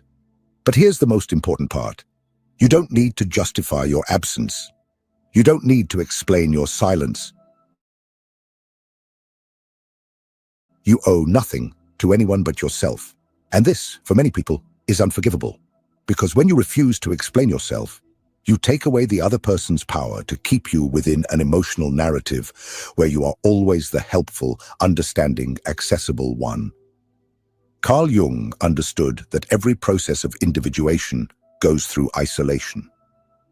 But not a depressive isolation, a sacred isolation, a time of inner retreat where you relearn to listen to your own voice without the world's interference, where you rebuild your identity, not based on the gaze of others, but from your own center. Want to know a good thermometer for your evolution? Observe who starts to distance themselves from you when you become more reserved. Observe who tries to provoke you when you stop reacting. Observe who... So, you're a creator, pouring your heart into your content, sweating every word, every pixel, praying for the algorithm to work in your favor. accuses you of having changed when you finally start to protect yourself. These are not signs that you are wrong. They are proof that you have begun to free yourself. Being unavailable is uncomfortable at first. You will feel guilty. You will think you are being selfish. You will hear that you are being too harsh. But this is part of the deconstruction process. You have spent your life being conditioned to put yourself second. It's natural that change causes discomfort, not only in you, but in everyone who benefited from your old version. Conscious unavailability is the foundation of self-determination. When you say no to the world, you are saying yes to yourself. When you withdraw from a toxic environment, you are reaffirming that your peace is worth more than any false connection. And when you stop explaining yourself, you begin to be respected, even if it's by few. But not everyone is ready for this type of presence, because your emotional absence will expose wounds they do not want to face. It will reveal how much they depended on your emotional chaos to feel in control. And it is at this moment that the rupture comes. And with the rupture comes the pain, the loneliness, the estrangement, the feeling that you are losing something, when in fact you are just freeing yourself. But what happens after that? What comes after the distancing? What is born from the silence? In the last part, we will talk about this, about the rebirth that only happens when you have the courage to be misunderstood, to be alone, and to become whole on your own. It's time to understand why the loneliness of the strong is the path to true freedom. When you stop being available to everyone, something profound begins to happen. First comes the silence, an uncomfortable silence that seems to scream inside you. You wonder if you did the right thing, if you are being too harsh, if you are losing people who liked you. But gradually, this silence transforms. It begins to cleanse, to calm, to heal. And then comes solitude, but not the solitude of absence. It is the solitude of total presence, your own. The solitude of the strong. The solitude of one who no longer betrays themselves to keep others close. And in that space, where there was once confusion, clarity enters. Where there was once anxiety, peace enters. Where there was once neediness, a new kind of strength enters. The strength of being whole within yourself. Carl Jung said that the process of individuation, becoming who you really are, requires you to distance yourself from the collective, that you disidentify from the mask, that you walk alone for a while. And that is exactly what you are doing when you decide to become unavailable. You are not fleeing the world. You are returning to yourself. It is at this point that you stop being a reactor and become a creator. You cease to be shaped by circumstances and begin to shape your reality from within. The people who feel uncomfortable with your absence, they reveal that they never wanted you. They wanted the role you played. And now that you no longer fit, they don't know what to do with you. And that is liberating. You will lose people, but you will find yourself. You will distance yourself from places, but you will reconnect with your essence. You will become misunderstood. But finally, you will begin to be respected. Because when you are no longer available for anything, you become valuable, rare, unforgettable. And don't be fooled, this is a rebirth, a new beginning, the start of a life where you are no longer available for emotional crumbs, for mind games, for voids disguised as affection. Now you only accept what resonates with your peace, with your truth, with your wholeness. And if you have made it this far, it's because a part of you is already ready for this new path. A part of you has already understood that being loved means nothing if, for that, you have to abandon yourself. And that true self-love begins when you choose yourself, even if it costs you to be alone for a while. Now tell me in the comments, are you ready to be misunderstood, rejected, or even hated in the name of your inner freedom? Are you willing to pay the price of being you? If this message touched you, if it made sense, write in the comments, I choose my peace. Let's see how many here are ready for this transition. And don't forget, keep watching the next video. It's important, much more than you imagine. See you there.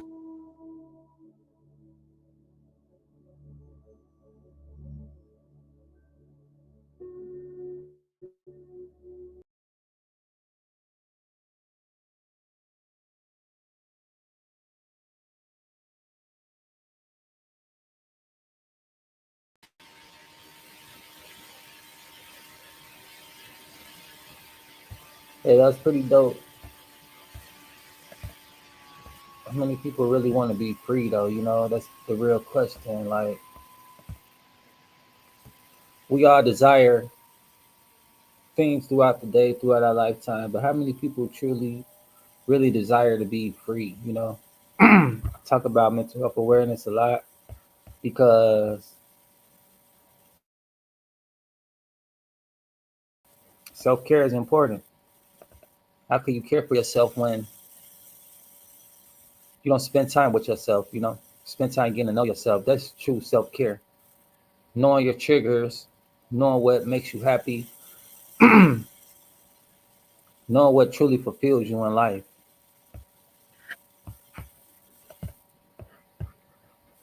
And like you say, you know, it's uncomfortable losing friends, losing family, losing what you think is an opportunity. But the true freedom comes from knowing your value, knowing your worth, and knowing you're in the right place. You're being celebrated, you know, not tolerated. And also your energy is not being manipulated to be used, draining you emotionally, mentally, spiritually, financially. People do it unconsciously because they're afraid to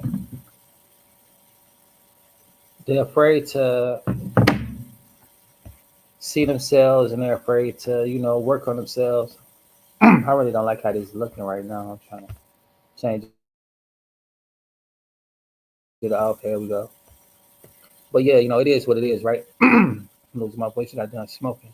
But this is what I do. I smoke and I get educated and I put this stuff to use. I don't advocate for it, whatever. I just been learning to clean my image up a little bit. You know, I'm serious about what I do, serious about what I'm into, and it is what it is.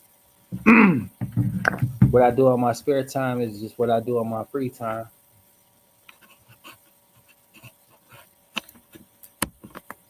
I'm into a lot of different stuff, but playing games most of the time is not anything that I'm into at all. I take my craft serious. I take my education serious. And like what Carl Jung was saying, like once you start taking yourself serious, once you start implementing self-care, you start getting to know yourself. Of course, people gonna look at you like different. They might say you're arrogant, they might say you changed or whatever. But the thing is, and the truth is, that may be right. You know, you may be right. I have changed and I'm changing for the best. The best person that I need to be for me and for others to grow from me and not to, you know, take advantage. And that's the same as I want to see for anybody and everybody, you know, all of y'all. I want to see you living well, happy. I just started a whole new blog. Still talks with Team Angie, but on a different platform. And I want to share it with y'all. It's on my website. I got a few different websites. But I forgot what I was going to say about that, about the blog. I just dropped it. But nevertheless, though, I'm gonna get up off of here. I just wanted to get on here, give you guys something to think about. Also, while you thinking about what I just gave you guys to think about, to let you guys know that you have opportunities to make money online, ample opportunities, links in the comments for the free $5 shares, and as well as on my YouTube. You guys can check out the links in my bio. Everything is about making money online. Also, for my artwork I just dropped, go ahead and support my art. If you guys like art, it's available, affordable. Also, it's a way for you to make money as well. Like I was just showing y'all from one of the members. I'm gonna get up with them a little later on in this day today. Happy Thursday, by the way. Feliz Suaves. So yeah, I got a little work cut out for me, as far as my future and my company and things that I want to see happen and come to life. I was doing a giveaway on the 3rd, which is sometime today. People, they missed out on the videos. You missed out on the time to qualify. So what I'm doing now is just letting people know, y'all missed out. It's an annual event. This is the 2nd year. This is my 3rd year in business, and next year it'll be my 3rd year doing it. So, as time goes, as people get familiar with Team Angie and what we got going on, you'll know how to be involved. You'll know how to take advantage of these opportunities that we provide for the community and for the public, online and offline. So yeah, if you didn't know, offline I be doing giveaways in the streets as well too. I was last year, was that last year? Giving out accessories, passing out. Yeah, that was like a year and a half ago.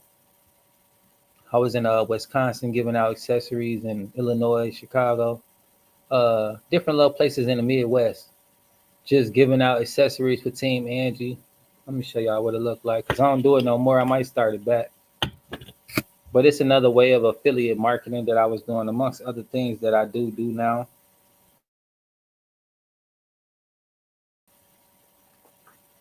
And yeah, so y'all can know I've been busy. I stay busy. These are my accessories. Little business cards. And yeah, I'm always advertising my business. I'm always promoting my business, whether online or offline.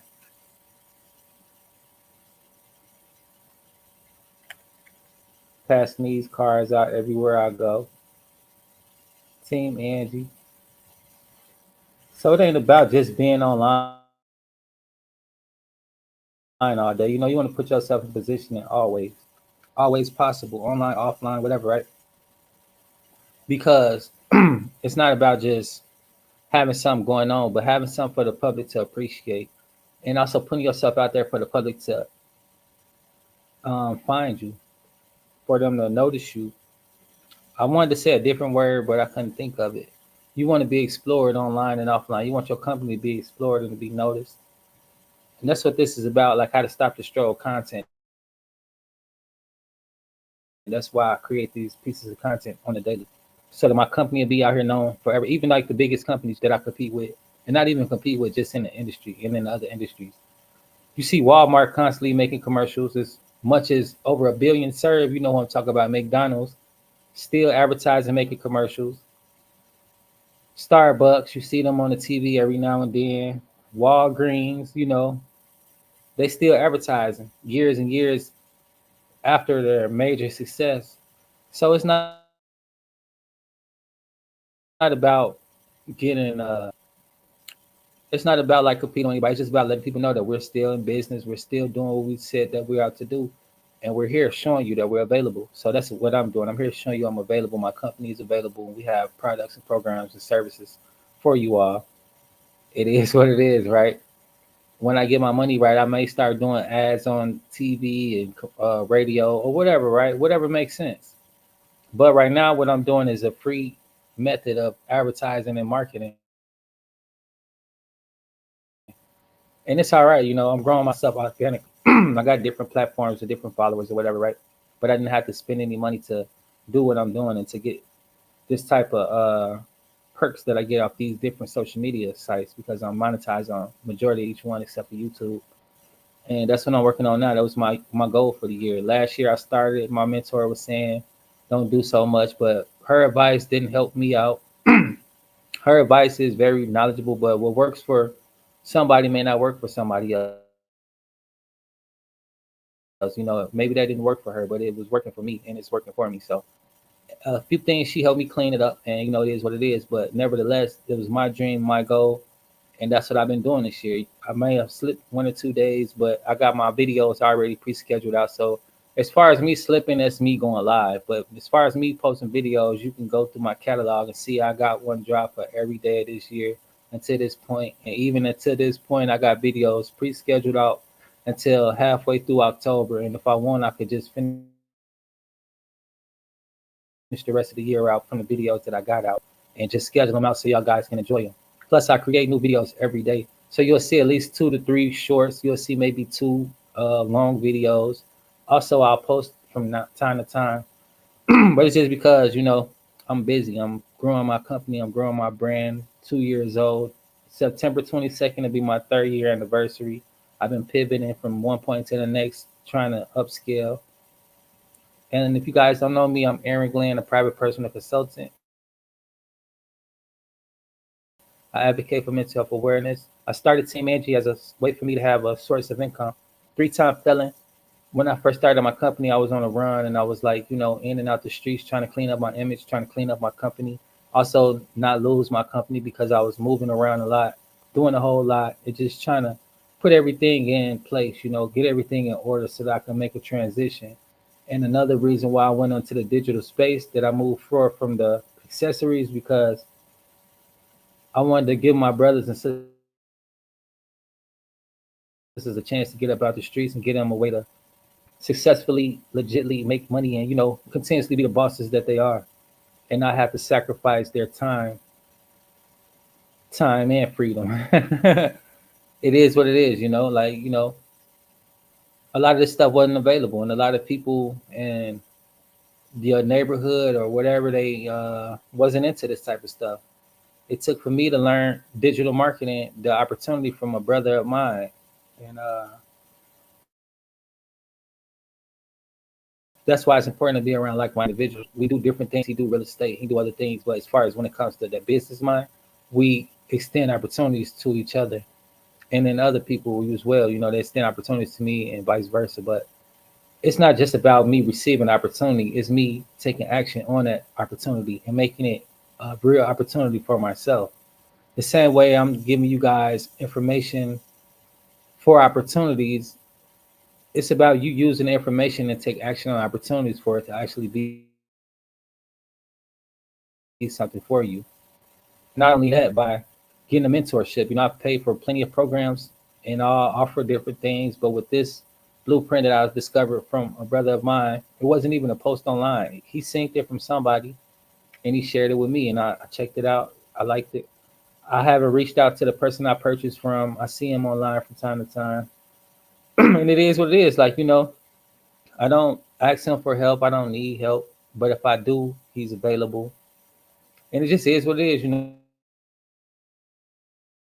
I'm doing something for myself. I'm not looking to be babied or coached through it. I mean, not baby through it, but I do look for a mentorship.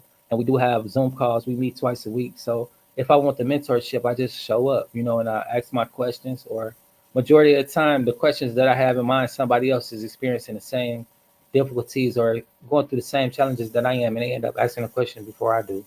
And I still end up getting my answer from my question by just showing up to the community of like-minded individuals who go through the same things and who having the same situations. You know, we all start our online business. We all set up our websites. A done for you website. All you do is customize it. Even that part was new to me. You know, like I've done a website on my own, but through a different source. I didn't have any funnel systems. I didn't know anything about email lists and all this stuff. I've been learning since I've been in this program, and I've been implementing on different websites and different business ventures that I have going on. So it's just been teaching me how to put myself in position, how to boss up, how to level up, and how to be available, not only available, but have value for other companies that I can show up and be available to help boost them and get them a lift up. You know, I can go advertise and market for any company that I desire because I have the skills to do so. I've learned them from 2 hour workday, learning how to use 2 hours a day doing money making activities and learning money making activities so that I can use my time to make money online. Not only that, I've learned how to build a website, build an email list. So I can do these things for any company that I desire that's a new company or a company that just wants some fresh eyes and fresh creativity in their mix, help them upscale. I can help them have an online presence. It just is what it is. On Fiverr, another link on my YouTube is get paid for your skills. The things that I learned from this program, I put it into job titles for me to do for other companies. I didn't check it. I haven't checked it in a while because I really don't want to spend my time working for people doing that or using my skills to do that for people at this moment. Because I'm currently building different projects for myself. So, I have my time and energy and focus on that. But if it comes to the point where I'm struggling for cash, I'll go back to Fiverr, go back to my artwork, go to whichever one of these sources of income I have and really work on that. I do this every day because I'm new to selling digital products. So I want to learn how to master selling digital products. But I do have other sources of income that I work on. So it's not like I'm hurting for money or that I'm desperate to sell anything. It's just I'm learning how to do it. It's another source of income, and it's another tool in my belt of my arsenal of sources of income that I've learned how to incorporate into my lifestyle and also into my company. So Team Angie overall is I'm a consultant, a private personal consultant that make money online, business consultant, finance consultant. Basically, overall, I'm your resource center. If you want to know, consultancy is a broad category, and some people only specialize in a certain niche, and that's what people was telling me in the beginning. But if you could do it all, why not do it all? But if you could win doing one thing, why not just specialize in that one thing? And my one thing that I do is make money online, and I help people do the same thing. How we do it is multiple ways of doing it, but passive income is the number one way. Putting yourself in positions to where you put a little work, getting your situation started, and with little to minimum effort, your money starts working for you and you start generating the income that comes to you over time, different amounts and stuff like that. Like on the 15th, I got 2,500 coming. And then next week, I got another few bands coming from these money making activities that I put the effort in and now I just wait on the money. Just like you would do at a job. You fill out your applications, you do the work, a week or two you get paid or however long, I don't know your situations, however it go, but when you're making money online, the only thing you wait on for the first time is with the master resale rights digital products, the digital products that I have. Once you make your first sale, it goes through Stripe and then they pay you a week later after that because that's just how they do their business through Stripe. But then after that, your payments come as soon as they hit. It's just that first initial payment, you'll have to wait a week. And after that, your money come directly every time they purchase a product. As well as with these affiliate marketing products I have, those pay monthly, and some pay on the 22nd, and some pay on the 27th. They pay once a month, and with that, it is what it is. They just pay once a month. But every month you'll be getting a check from doing advertising work, the same work you'll be doing with your digital marketing. So it's like you're doing two jobs at one.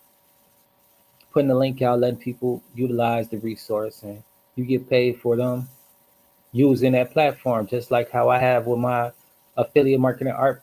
I created the art. I made a way for you guys to utilize the art, to purchase the art, and also resell the art. And also, you could become an affiliate to sell my art, which is the master resale, right? And then I'll pay people for it, depending on their progress or whatever. You look through my little situation I got set up for to pay my affiliates.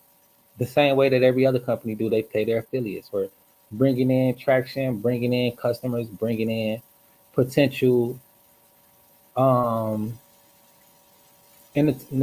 consumers, potential consumers, somebody who want to consume a product or a service. So that's what it is. You want to learn how to put yourself in a position like that. All these affiliate marketing programs is just somebody just like me or just like you who have an idea, and they not only use that idea for themselves but for others to benefit off of. And that's what I've learned how to do.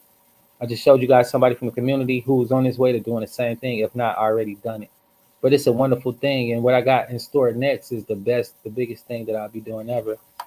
And as soon as I figure out how to, get through this learning process, which won't be long, I'll be sharing the opportunity with you as well. And this will be the best thing for Team Angie. Hopefully that I have done before September 22nd. So on my anniversary, I'll be able to present this new project and product to you all. And it'll be something evolutionary. You guys will be the first to experience something just like this. Also from somebody like me, to talk about what I talk about and do what I do. I'm pretty sure there's others out there, but in the meantime, you guys could get the wonderful experience of leveling up and getting a nice education from Aaron. I'm Aaron Glenn, private personal consultant. I advocate for mental awareness, and I'm the handler of Team Angie. You get your free blueprint copy right there. Team Angie was formed from a late great sister of mine, blood sister, who passed away for mental health. That's why I advocate for mental health awareness. Dedicated this company to my late great sister, Angela Glenn. So that's what Team Angie is about. Angie was my sister. And I do this to keep her memory alive. I do this to keep her in the loop. And it is what it is. I'm going to take her to the grave with me, somebody I cherish dearly and I lost too soon. So Team Angie is in honor of my late great sister. If you ever wonder why Team Angie, she's a part of this clique too. She's a part of this company. She's a part of this evolution. She's the reason. She's the inspiration behind the things that I do, the conversations we had, the spirit that she had. It's just me keeping her spirit alive. Gone but never forgotten. Reach one, teach one, leave none behind. That's my slogan. That's how I look at life, and that's how I view it. That's how I do it. So yeah, Team Angie is in honor of my sister. I usually have her on my T-shirt. I got different or my hoodie. I had a hoodie on earlier. I think I don't know. I changed clothes throughout the day, and I've been working so hard too. Like y'all seen the last shirt I had on, the champion. I wore that like a few days in a row, just working. You know what I'm saying? Just learning. Like I don't get on here trying to be all pretty and clean and all that. Like I'm on here working. If I look good, I look good. If I feel good, that's even better. If both of them good, it's awesome. It's wonderful. It's an amazing feeling to look good, feel good. That's why I advocate for mental health awareness because it be times where I don't feel good and self and depression and creep in and you be wondering like but I rebuke those thoughts. I let them go. I know it's just something that trying to attack me. And that be the battle for the day sometimes, just to let go of depression when it tries to creep in because life is good. I might not have everything I want, I might not be where I want to be, but at the end of the day, I'm experiencing it and I'm grateful for that. And for me, it's a good situation to be in. I'm healthy. I don't have no complaints. It is what it is. I got the energy to be working. I could work when I feel like working. I'm probably lay it down, for the first quarter of the day. Then probably around the fifth hour, I'll be back up and at it. But my job for the day is done. I got up a little later today. The heat took me down. I smoked earlier, had a kush coma. Got up out of that, woke up thirsty and hungry. I had to relieve myself. And I was like, wow, I was supposed to be up before 10 o'clock, 10 p.m. Eastern. And it was just like, damn, I was just so exhausted. I couldn't get back up. The heat drains me. Plus, smoking in the heat. It is what it is, right? Like, I'm not making no excuses, but I wish I would have spent my time a bit differently instead of sleeping throughout the day. But it was all right. Know, I just deal with the heat. I don't like the summer at all. I'm an autumn baby. I was born in the fall. I like hoodies and jogging pants and jogging suits and stuff like that. Jackets. I love jackets. So that's my time of year. My birthday coming up October 28th. I'm Scorpio. Y'all, any Scorpios in here? What up? What up? But yeah, I'm just dealing with life and what comes with it. This season is the best. I really don't like the summertime. I don't go down south for the summer. It's hot. It's hot up here in the Midwest. But I will go down south, like next season, winter time. Come enjoy some of y'all heat. But yeah, that's just me. I know myself. I know certain things I don't tolerate. I don't avoid. I mean, I will avoid. But it is what it is, right? Learn the skills to make money now.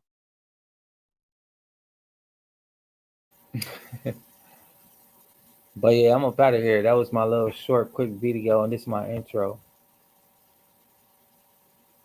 Something I just put together.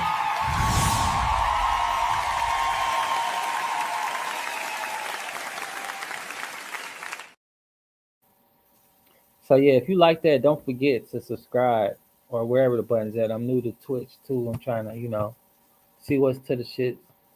I like it. Ask me to do much or whatever, right? So yeah, definitely if y'all new to my Twitch, give me some insights on how y'all do on here, what y'all do on here, and we could be friends. I'm a friendly guy. Come get to know me, you know what I'm saying? Especially if you up right now. Let me know where you watching from. And for those of y'all on the tube who be checking out my shorts, big ups to Canada, Pakistan, uh China, Bangladesh, Philippines, South Africa, Ghana, Nigeria, Dominican Republic. What up? What up? But I'll be seeing y'all though. Yeah, I just gotta make sure I show some love.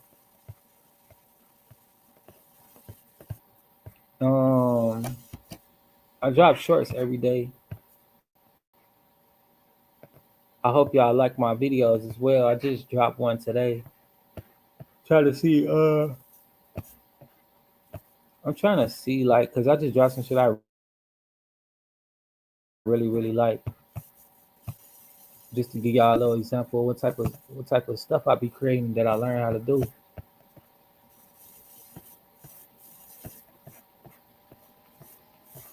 So yeah, and then they be dropping a whole lot. Like some of these dropped way too much. I'm gonna have to take some off in a bit. Cause I be busy working, y'all. Let me show y'all what I'm checking out. But yeah, this gonna be the last thing, and we up out of here because I want to create some more videos. But not only that, it take a little time to do this stuff. And I want to make sure I put out something that's decent. Like just because I'm making these videos, don't mean I want to hurry up and throw them out there. Check this out though. These like my little shorts. Team Angie LLC. It's time to jump into action. Let's get to it, just like this.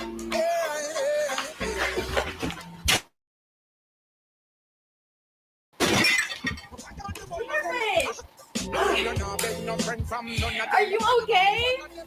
What are you doing? Team Angie LLC. It's time to jump into action. That shit funny, huh? Hold on. Man.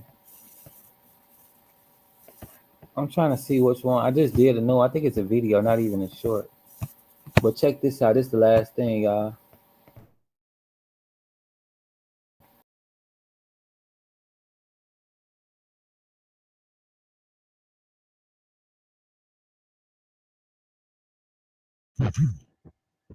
So, a lot of you been wondering and asking how to pronounce and spell my name. So let's go over this. It's 2 syllables. Real quick and easy to spell. A-A-R-O-N.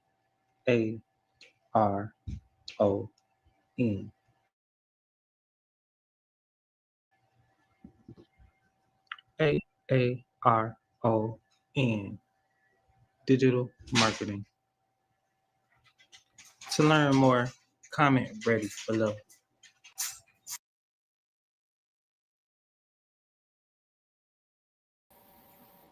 Like that's what they like to see. So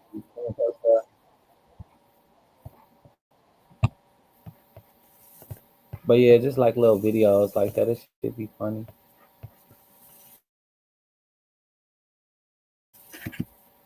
I don't know why they like watching those type of videos from me, but I give them what they like, and that's a part of balancing it out. Give the people what they want while also putting out what I like to put out and what I want to put out. I had to go over my analytics. I haven't done it this week.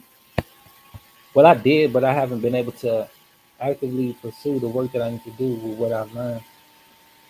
And I think, I took some screenshots on my phone on what I need to be doing. So that's what I want to get into, but I haven't done that because I figured out something else as far as one of my dreams, and I'm working on that. Today was the long day trying to figure it out, getting all these confirmation codes and stuff like that.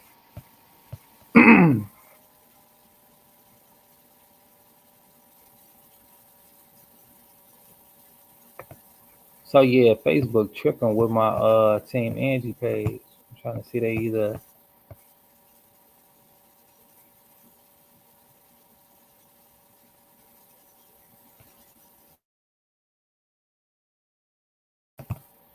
they did something with my Team Angie page. They took it off.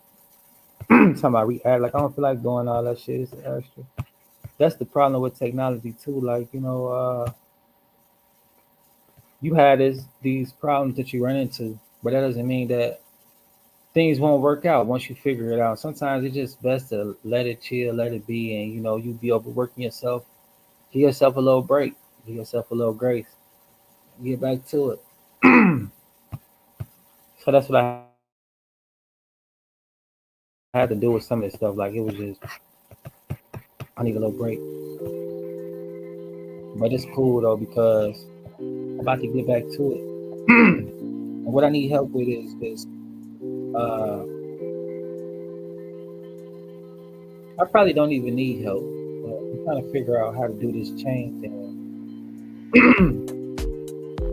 I'm having problems with my what you call it again. So yeah, I'm about to look up out of there.